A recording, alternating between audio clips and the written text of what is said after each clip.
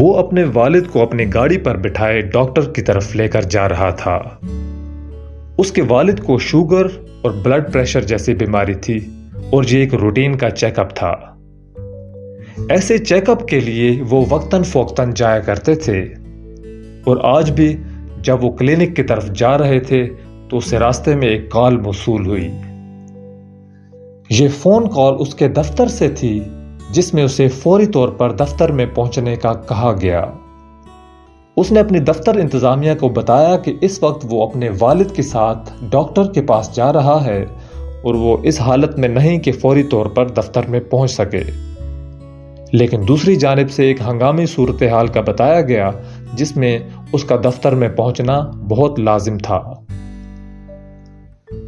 اس ساری صورتحال سے اس نے اپنے والد کو آگاہ کیا اور اپنی گاڑی کو قریب ہی واقع اپنے ایک دوست کے دفتر کی جانب موڑ دیا۔ اپنے والد کو اپنے دوست کے دفتر میں بٹھا کر اس نے کچھ دیر انتظار کرنے کو بولا کہ میں جلد ہی اپنا کام نپٹا کر واپس آتا ہوں اور ہم ڈاکٹر کی طرف چلے جائیں گے۔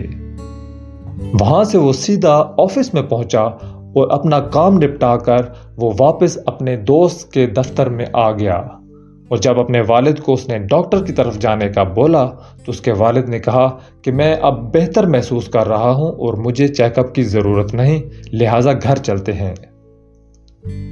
اپنے والد کی مرضی کے مطابق وہ وہاں سے گھر آ گئے۔ اگلے ہی دن اس کے والد نے اصرار کیا کہ جب تم دفتر میں جاؤ تو مجھے اپنے دوست کے دفتر میں چھوڑتے جانا۔ اسے کچھ حیرانی ہوئی، لیکن اس نے ایسا ہی کیا، اپنے والد کو اپنے دوست کے دفتر میں چھوڑ دیا۔ اس کے بعد تو جیسے یہ ایک معمول بن گیا، اس کے والد کبھی اکیلے اور کبھی اس کے ساتھ اس کے دوست کے دفتر میں چلے جاتے، لیکن اس کے ساتھ ہی اس نے ایک خوش آئند تبدیلی محسوس کی۔ اس کے والد کی شوگر، بلڈ پریشر اور ٹینشن جیسی بیماری بھی آہستہ آہستہ ختم ہو رہی تھی۔ یہ ایک نہایت واضح تبدیلی تھی جس کو وہ محسوس کر رہا تھا۔ ایک دن اسی تجسس میں وہ اپنے دوست کے دفتر میں جا پہنچا اور یہی سوال اس نے اپنے دوست کے سامنے رکھ دیا کہ ایسا کیا ہے جس کی وجہ سے میرے والد باقاعدگی کے ساتھ تمہارے دفتر میں آتے ہیں اور ان کی بیماری بھی آہستہ آہستہ ختم ہو رہی ہے۔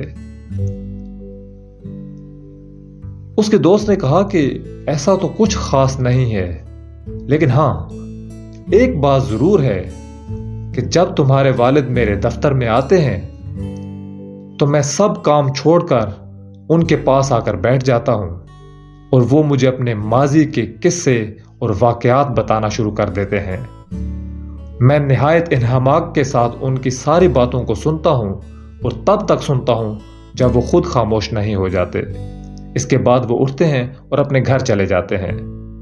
اس کے علاوہ یہاں پر ایسا کوئی خاص نہیں ہوتا۔ دوستو، یہ محض ایک کہانی نہیں ہے، بلکہ ایک درد اور ایک سبق ہے۔ آج کے اس تیز اور ٹیکنالوجی والے دور میں ہم چاہتے یا نہ چاہتے ہوئے بھی اپنے بزرگوں کو ٹائم نہیں دے پاتے۔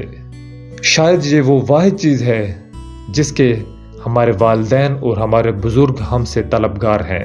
اس بھاگ دوڑ اور اس تیز دور میں ہمارا اپنے لیے وقت نکالنا بھی نہایت مشکل ہو چکا ہے۔ جس طرح ایک فالتو مادہ جسم کے اندر ٹھہر جائے تو وہ ایک ناسور بن جاتا ہے، اسی طرح دل اور دماغ کا غبار جب بھڑاس کی صورت میں باہر نہ نکلے، جب انسان کا کتھارسس نہ ہو، تو وہ مختلف بیماریوں کی شکل میں آہستہ آہستہ سامنے آنا شروع کر دیتا ہے۔